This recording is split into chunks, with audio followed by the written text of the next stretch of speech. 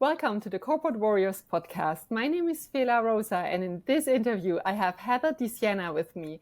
Heather is a senior sales director, public speaker, strategist, and founder of Siena Solutions LLC. Welcome, Heather, to the show. Thank you so much for having me. I know we've been chatting for a while on social, so it's good to finally connect. Yeah, amazing. I was following you for quite some time, and I really liked all the things that you're putting out on, especially negotiation. It's like, I think, how I found you, and then just so many important things on careers and all. So I thought this could be a really relevant talk for the community to help people grow and, advance in their careers the way they should. Yeah. So would you mind introducing yourself a little bit more? I was just giving a really rough overview. So, we'd like to know a little bit more about you. Yeah, of course. And that was a great introduction. I appreciate the research that you did. But, similar sentiment. I love what I'm seeing on your page. I know that you are trying to put out really valuable content for your audience. And I think one of the reasons we are becoming fast colleagues here is because we have some of the same mission. And that's really to empower a workforce that in a lot of ways has been struggling. And I think especially when we're talking about millennial and Gen Z workers, we need some change, right? Yes. So while there are a lot of titles that I could define myself by, the truth is that I have in no way, shape, or form had a smooth, linear career path. And that's a lot of why I do what I do now, is not only to help current corporate workers understand that it's okay to not have this incredibly direct linear path you're following. There's not one right way to do this thing. And as you are growing and changing, because hopefully none of us want to stay stagnant in our personal or professional lives, your direction may change. So it took a while for me to get to this point today. And to date, I've had 3 very different careers, one in media, one in ministry, and now one in cybersecurity. So again, when I say, it's taken a while to get here and it has not been a straight, smooth path, I mean it. I've lived it. So that's a little bit of kind of what brought me here. Yeah, amazing. That was exactly the first thing that I had also on my list, because you made a post about that very recently, I think, where you talked about having had different careers in your life. And I can just imagine at least the last one, but I guess also the others kind of successfully. Or how would you, evaluate it, like looking back? Yeah, great question. I think part of what I really want to show and teach others is that you can be successful and even lead in any industry. A lot of these skills are so transferable, and you don't need to have 20 years in an industry to be a leader. So just to use myself as an example, started in media, fresh out of college, quickly rose to news anchor, did that for several years. And at the time, that was my dream. Now, once I got into it, I recognized it was no longer the dream, right? It's not as glamorous as people think. There's a dark side to it. And I just figured out that that's not what I wanted to do for the next 20 years. So I dove into my spirituality, my faith. I got my master's degree in theology. I studied Abrahamic religions, which are Christianity, Judaism, and Islam, kind of the big 3 of the world. Was fascinated by it. Very quickly became a worship leader, a spiritual director, a pastor. Then that kind of changed for me, and I needed to make a little more money because money matters. It's not everything, but money matters. I moved into tech sales. I had an incredible opportunity, dove into cybersecurity, and now here I am 12 years in. I have led teams. I have mentored people. I have grown in so many ways. And so, again, without going on too long about my own stories, I think it's just so interesting. Once I realized in my own life, okay, there are some common threads here. And something has allowed me to find success and be able to lead in very different arenas. What is that? And so that's now a lot of what I speak on, Mhm. and some of the skills and mindsets that allow people to make a career change or to negotiate well or simply to step into a brand new, maybe uncomfortable arena and maybe rise to the top, maybe find a place where they fit. So, Yeah, yeah.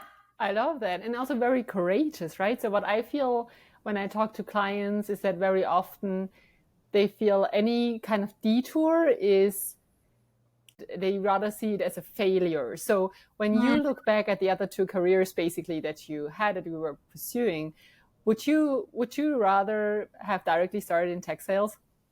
No, Mm. I'm very thankful for my stories and my opportunities. And you hit on something really important. I think we need to redefine both success and failure, right? Yeah. And this is back to the idea that there's no one right way to do this. Whether we're talking career or life, there's not Yes. one right way. I Yes. feel that very strongly. And so to try to label something like a career detour a failure, I think is a huge misstep. And it does a disservice not only to us as employees, but to corporate world, right? Yeah. Perpetuating awful stereotypes and toxic cultures and this is failure, this is success. I don't think it's that black and white. Yeah. Yeah. I would not trade my experience as a news anchor, as a pastor for anything. In Yeah. fact, I think it made me much better at what I now do in the cybersecurity space. Yeah, without knowing, obviously you haven't sold anything to me, but without knowing, I would fully agree. Now, when I think about where that comes from, obviously I think in the past it was perhaps not as common to switch careers than it is now because the world is changing, everything's getting more dynamic. We have to adapt faster as well, right? It's like Yeah. coming from both sides. Is the world makes us change, but then also we are way more open, perhaps also to change because the mindset is shifting. But then at the same time, I remember some of my interviews like with HR people when I started off, right, the first few years.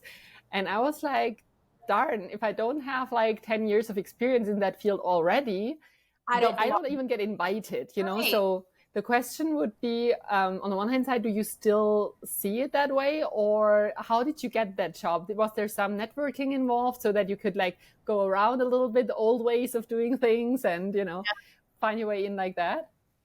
Yeah, that's a lot of what I now try to teach is how do Mm-hmm. we make these changes and still find success? And Yes. like we already hit on, part of that is redefining success. And that might be a different answer for different people. You and I might have very different ideas. Is success a certain amount of money? Is success a title? Is success being able to take time to be with your family and not being in a certain type of culture? So I think figuring out for ourselves what will I consider a successful professional life is key. Mm-hmm. If you're in a situation where you're not finding what you want and need, it's okay to leave. That's when Yes. those detours are, again, not failures. They actually make a lot of sense. For example, had I continued in news for 20 years, I would have bounced around contract to contract every 2 to 3 years until maybe I found a place to call home. I would have missed a lot of holidays. I would have missed a lot of relationships. It wasn't going to work for me long term. Mm-hmm. Okay, better to fail fast and move on. So Yes. I say that just to paint the picture before diving into specifics. Again, it can actually make a lot of sense to not only job hop, but career hop, Yes. right? Yes. Totally. I fully agree. Yeah. Yes. And I think to answer your question more directly, there are two schools of thoughts on this. One is still kind of, let's call it old school. And Mm-hmm. some of this we need to chalk up to generational differences in corporate America. I think that there is still an attitude that you're not successful if you haven't been doing this for 20, 30 years, if you haven't reached a certain title or certain dollar amount, and if you're bouncing around and changing things and redefining yourself, you don't fit in here. Mm-hmm.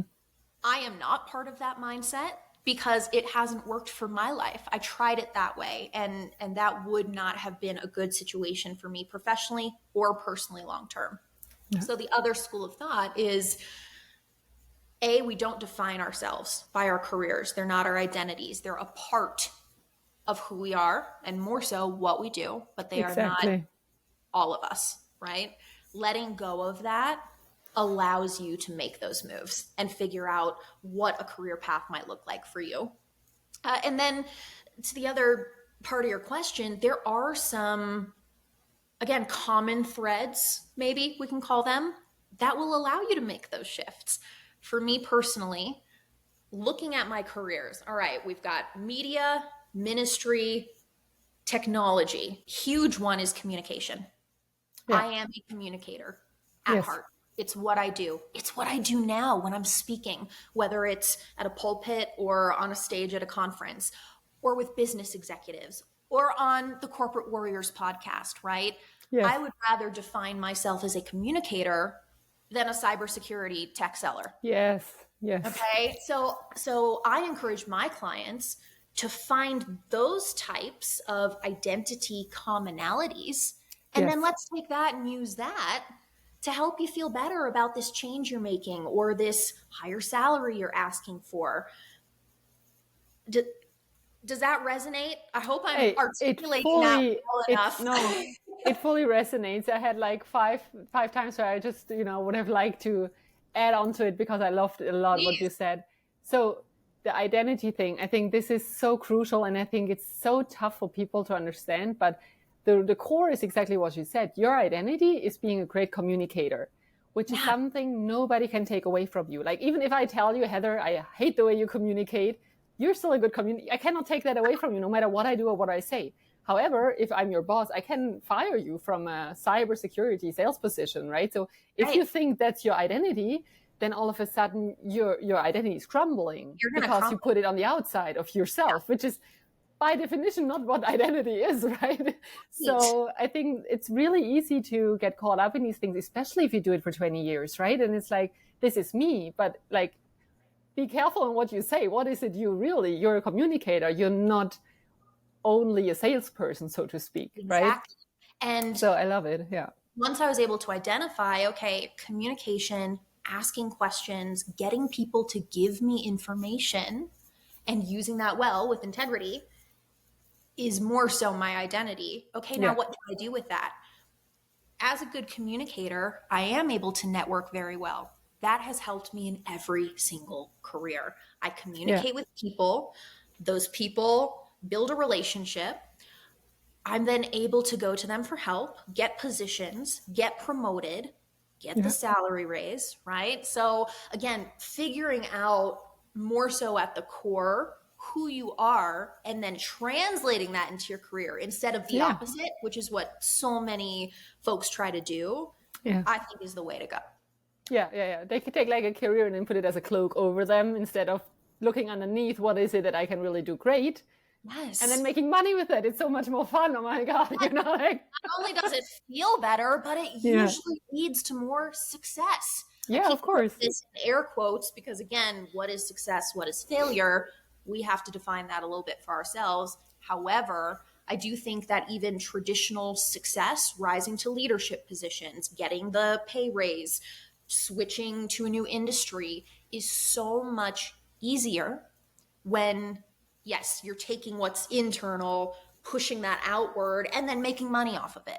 You hit the nail on the head. Exactly. And, no matter how anybody defines success, everybody, I think, would, take a salary raise for doing the same thing. Like, why not?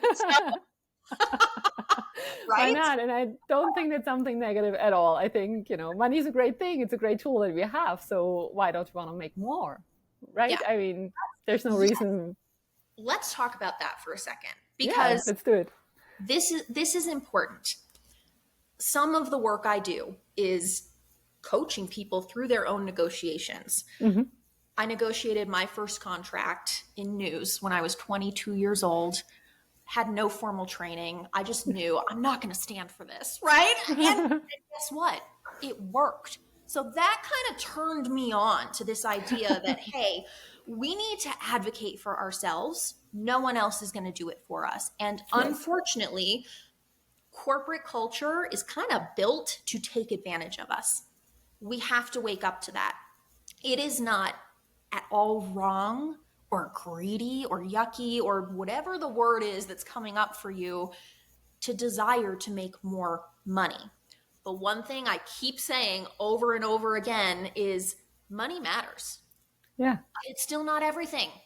There's an identity issue with money too. If you are defining yourself by your paycheck, if you don't feel worthy unless you're making a certain amount, if you don't feel successful because you haven't made it to this tax bracket, you might be defining yourself in the wrong ways. But the money still matters. And so, yes, a lot of the work I do with my clients, some of it is around attitude and mindset and getting over this mental hurdle that, oh, I can't ask for more. I could never. I'm going to be perceived negatively. Are you? Or are a lot of corporations actually expecting you to negotiate your job offer? Did you know that more people than not, I don't know the 2024 statistic, but I guarantee it's over 50% of job seekers who get an offer don't even attempt to negotiate their offer. Meanwhile, the corporations, I think it's something like 80% of them, are expecting you to. They start with the lowest. Of course. That's what I always like to say. It's like capitalism on both sides. It's not just capitalism for the companies, it's also capitalism for yourself, right? I mean, you have to go out there and demand what you're worth, right? Yes. Because it doesn't work that way. And if you, and also in terms of, I sometimes said it in terms of, if you have a toxic manager, also leaving is a form of capitalism, because if everybody left that manager would be gone, because corporation cannot keep a toxic manager, because without people, also this manager will not make any profit or whatnot, right? So it's like it always works on both sides, but we kind of tend easily to become, let's say, get into victim mode a little bit without being too negative, but being like, oh, the bad corporations, and letting them take away your power, so to speak. You just hand it over to them, like, now you're responsible for my paycheck, and you're responsible for whether if I get a promotion or not, and you're responsible for the offer that I've received. And it's like, I do understand, because the job market did get a little bit rougher in the last few years, I would say, and especially from compared to like 20, 30 years ago or something, right? Very different. But it's not black and white, and we still need to be the creator of our own lives and careers and take the responsibility for it. And so I think there's a lot to unpack there, and especially about money. We could have a whole podcast only about money and money wounds, and like what we learned in our childhoods and how it impedes us now from making the money that we're actually worth, and standing up for ourselves. That even going into a job offer negotiation often hinders people. So that again is back to your analogy of sort of the cloak and getting under that cover. If you can't dive a little deeper and figure out where those thoughts around money are coming from, you may not have a successful negotiation. Yeah, exactly. That's why I don't know if it actually resonates, but that's why I like to call that inner work, because something that you have to figure out with yourself first, and then you can get what you deserve or get what you desire in the outside as well. Yes. But for me, it always has to start in the inside. And to some extent, we can push the outside without doing the inner work. But then this is often in terms of money, like the people that earn a lot, but they cannot keep it. Then they for some reason are always in debt, no matter how much they earn. They never are able to manage their money because inside there's still an issue. Yeah. Wherever it comes from is very individual, obviously. But that's why I think inside and outside work needs to go together. So inside work, like figuring out what it is that keeps you stuck or keeps you going to those negative, dysfunctional patterns. And then outside work, like having the actual strategy. How do I negotiate? How should I talk? How should I present myself? Because I think negotiation, I love the topic. It's such a deep topic. And I feel like also there people are like, oh, so what do I have to say exactly? And then I just, put a lot of pressure behind it. And that's not a good way, in my opinion, to negotiate. It's one strategy. That sometimes can be beneficial. Yeah. But I've also been in the other side where I knew I will not be allowed from the CFO or whatever to give a raise within the next months or whatnot, right? So putting on more pressure behind that is just not really helping in this point, then it's better to change the negotiation strategy and be like, okay, what else can we do? Like, is there some additional perks that we can take a look at, or, whatever it is, really. Yeah. But it doesn't just have to be money. And yeah, that's a huge thing to think about, as if you're someone who has a new job offer, or even if you're someone who's at a company and hoping to get more, you're right. Sometimes it's not possible. We are in a really challenging economy right now. I know in the tech sector, we're struggling, layoffs left and right. And so you may not get the exact dollar amount you're aiming for, but we've got to look at things like PTO. Are they paying for your internet and your phone bill? Will they provide you equipment? There are so many other perks and benefits that you can gain and negotiate, and often people don't think about that either. So people like you and I have to kind of open their eyes to it and help people feel that it's possible, right? Yeah. And I was thinking about that, when I was, preparing for our podcast also a little bit. I was thinking a little bit about negotiation when I was on a walk. And I'm very much a win-win kind of person. So the first strategy for me is always to create a win-win, no matter what it is, right? So, and then obviously sometimes that doesn't work, and sometimes we have to negotiate harder. But I feel when people think about negotiation, they have always Harvey Specter in their mind, who's like there, he's like, either take it or leave it, those are the facts, and then, take it or leave it, and I'm out of here, you know what I mean? Yeah. So, and very, very often, this is not the reality of a negotiation. It can be, but rarely you're in this crazy power position where you just like take it or leave it, and I don't care what your decision is because I will achieve it anyways. Like how he is. I think everybody knows Harvey Specter by now. I completely agree with you. And there's this perception, even with myself, people that I speak to, they're like, oh, you must really, wow, you're hardcore. It's like, am I? In some ways, yes. But in a lot of ways, no, there's an internal strength that I've now turned into a skill set. And I personally would never recommend that someone kick off a negotiation in a hard exactly way, right? So I think you're onto something. We should always aim for a win-win situation. And if you do any sort of negotiation research with, very popular people that you'll find on socials who have written lots of books, that is a very common thread. You don't go in trying to stiff arm your company into giving you a pay raise. It's probably going to backfire on you and maybe even get you fired. So we have to be very careful because a lot of companies are at-will companies. Yeah. They hold the power, but you have leverage, and you probably don't even realize how much leverage you have. For example, if you have been interviewing, you're at the stage where you have a job offer in hand, they've made their decision and they want you. That in and of itself is leverage. What kind of experience can you draw on? That's leverage. How big is their need to fill this right now and to get your skill set in their company? That's leverage. So asking the right questions during your interview process or your tenure at the company to figure out, okay, where exactly do I fit in here? That's what's going to help you negotiate. And then, of course, yes, there are even certain vocal tones and facial expressions and ways of approaching the conversation professionally, but in a friendly way, and absolutely helping the other party to believe, hey, I'm looking for a win-win situation here. This is going to be mutually beneficial.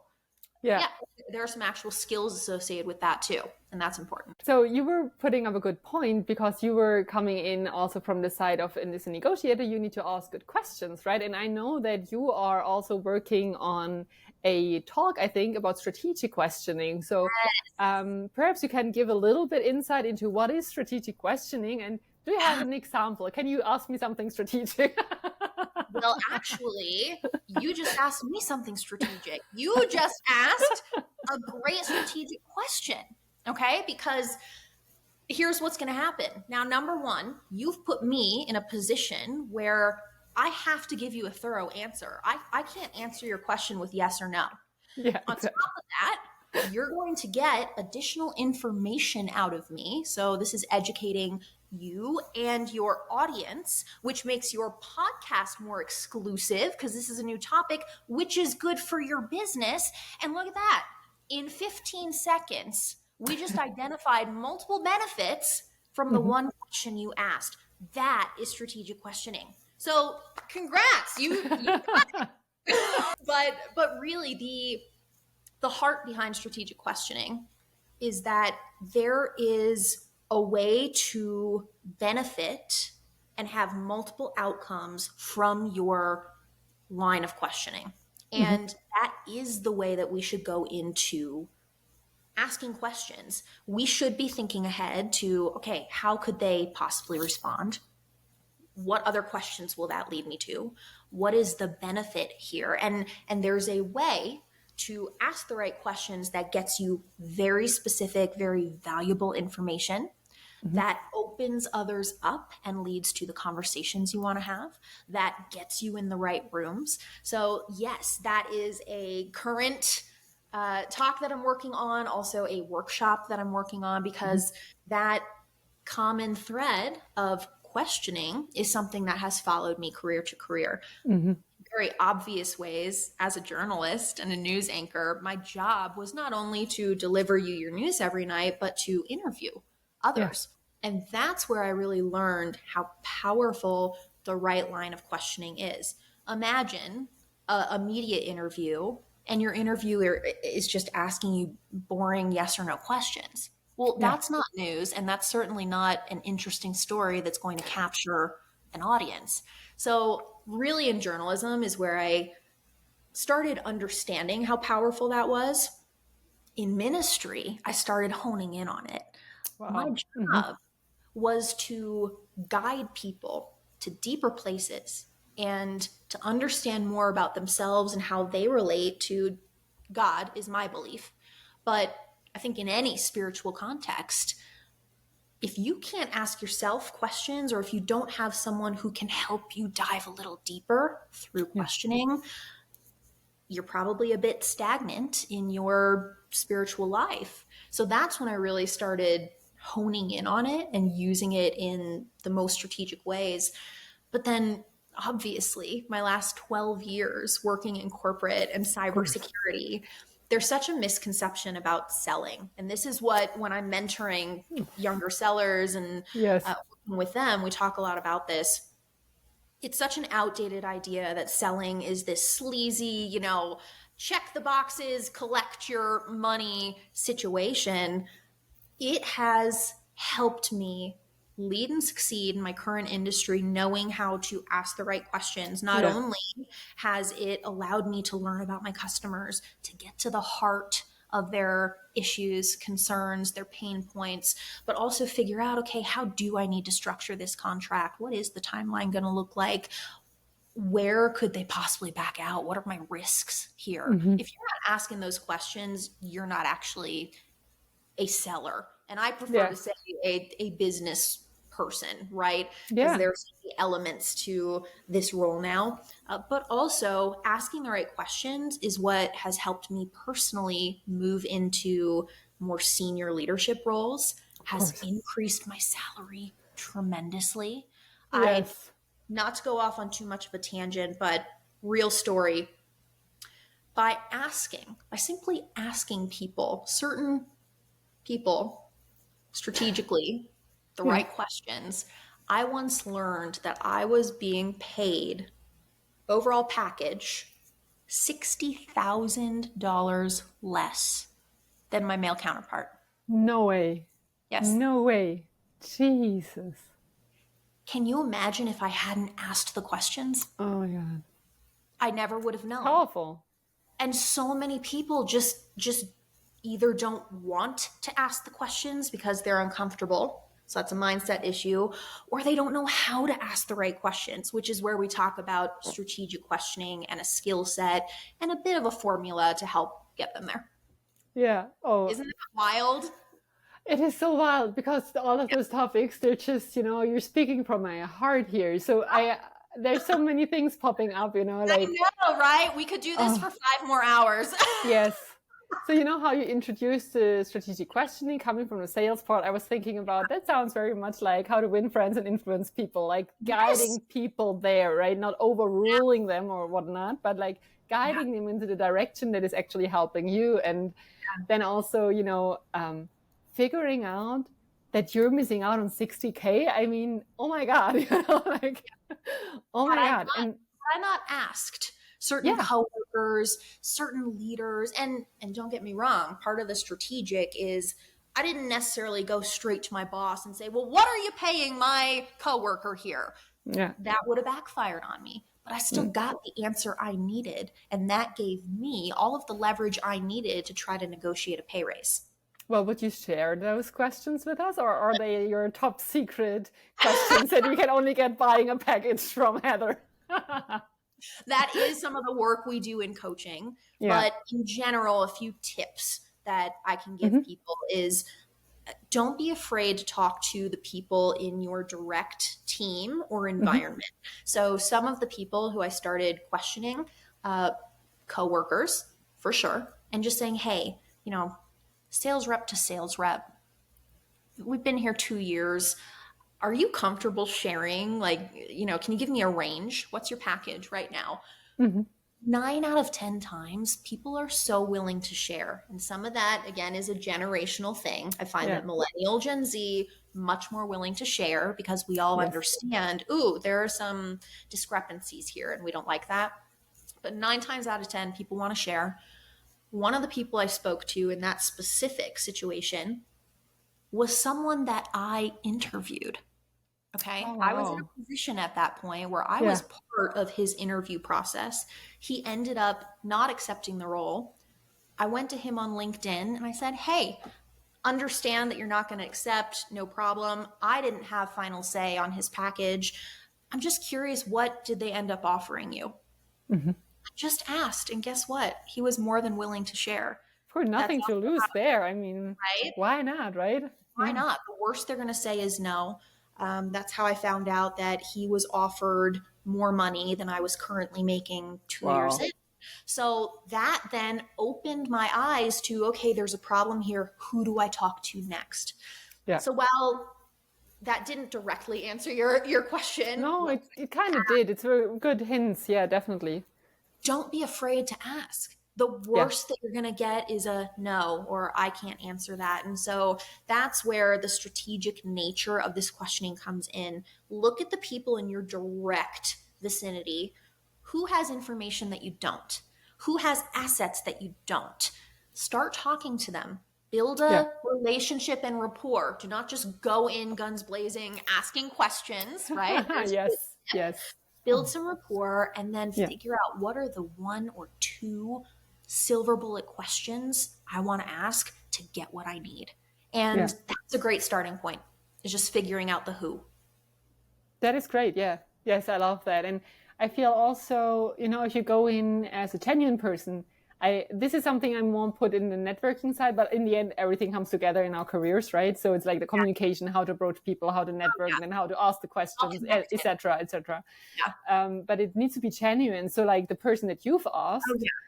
this person will feel very much open to ask you next time something comes up for them, right? In their lives, in their careers, whatever it is where they think Heather could help, they will reach back out to you. And all of a sudden, you might not even know that person personally, but you have a layer of trust already, which is like, Yes.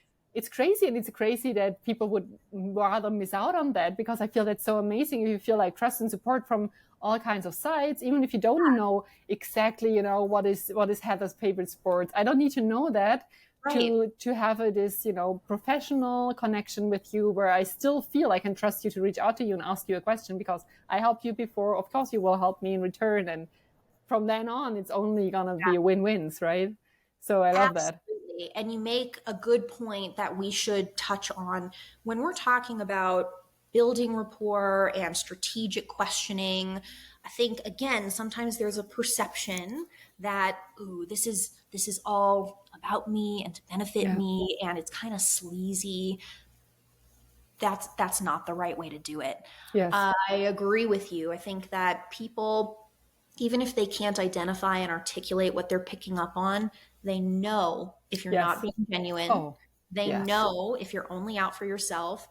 Both of those men that I just mentioned, I asked specific questions to regarding that big salary discrepancy. Yes. One of them has reached out to me afterward Hmm. to ask about a different company. So there's See? kind of a built Yes.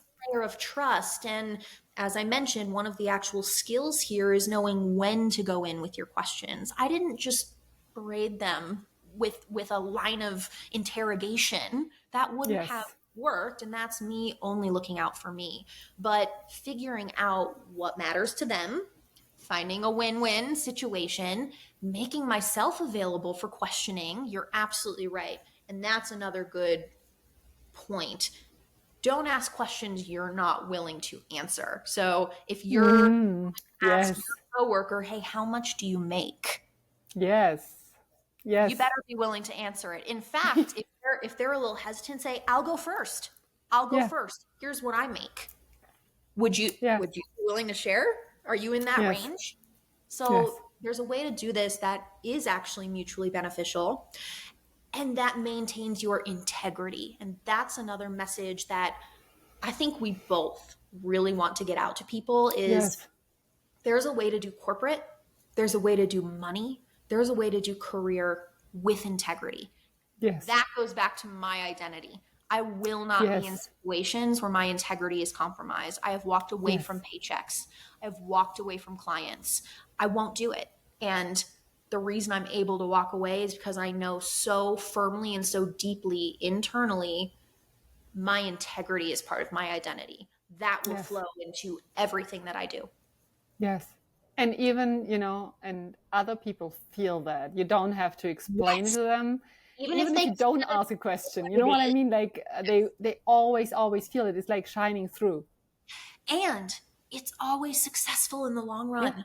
Oh yes. Oh God. Yeah. That's not a fad, right? I mean, No, being a person led by integrity is not a fad. Yeah. no, I have corporate relationships, well, and even past career relationships that Yes. that I still am able to maintain, and I chalk some of that up to A, my communication skills, but B, my being able to show people I will operate with integrity, you can trust me. Yes. It's worth maintaining a friendship, a Oh yeah. corporate relationship. And yes, even if it seems that compromising your integrity and your values might get you somewhere faster. Again, how are we defining success? That's not success to me. Yeah. And in the long run, every single time, integrity wins, and it has led me to the positions I want, the people I want, the money I want. It's just so Yeah. important. I'm glad that this came up on the podcast because people need to be asking themselves that question. Yes. Am I Oh operating with integrity? yes. Yeah. That is so important. And as you said, right? I mean, this is again a part of your identity. Am I a person that is trustworthy? And then a career is a long term project. And as you said, I can fool myself to the top, but this is a strategy of a fad. And this Yeah. is something that everybody in your environment who was part of this little game will remember in the long term. So this kind of person doesn't need to reach out to Heather in 5 years from now saying, "Oh, by the way, how much did you make, in your last position here and there, like Right. this will not work. This will not work." And And just this think is something, career. yeah. You remember all of your awful bosses, don't you? Oh yeah, You of course. remember all the situations where integrity was not part of the equation, don't you? So we're kind of hardwired, actually. Our brains are hardwired to remember negative things because it's a Yes. safety Yeah. mechanism. But Yes. that's also a good reminder to us as workers and business owners and speakers and etc. how important it is. People will remember the bad Yes. things about you. Yes. We all make Yes. mistakes, so we're all human, but there's a difference between a mistake and intentionally acting without integrity. Oh And it will yes. bite you in the butt. Thank you so much, Heather. I know we could go on for hours and hours. I certainly could, and I think we're really on a vibe here. So I think I'll definitely try to get you one more time to the podcast in a few months from now. Can do a check-in, see where we're at, see how all of your new talks are going as well. Probably already have some new first insights about feedback from the audience. So, we can perhaps include that as well. I appreciated it so much, all that you shared. I think it brought a lot of value to the community. I hope that people, have a better understanding now, a little bit about negotiation, sales, identity work as well. So it's just like very holistic kind of talk, and I loved it. So yeah, just let us know, where can people find you? What is your preferred way for them to reach out if they're interested to learn more about you? That would be my last question. Oh, well, thank you for asking. I'd say right now, primarily LinkedIn and Instagram. And Siena Solutions is going through a little bit of rebranding, but that's where I'm most active, and that's where I will also quickly respond to things. So find me on Instagram, Heather DeSiena, LinkedIn, Heather DeSiena, and I would be happy to chat, answer questions, talk more about what I do day to day. And yeah, that's really the goal, is to keep building a positive, integrity-filled community of workers who are going to take corporate by storm and turn that into the next 3, 4, 5 beyond decades. We need some change. And thank you again for having me on, because I agree. I think you and I are both people who recognize that we need a little bit of change, and we're individually trying to do it in the ways that make sense to us. So thank you. Yeah. Thank you too. Yeah, let's keep on pushing that forward. Yeah. Let's do it. Let's do it. All right. Heather, thank you so much. Have a wonderful, lovely rest of your day. And yeah, I'm so glad to see you soon back. Yes, awesome. Would love to. Thanks again.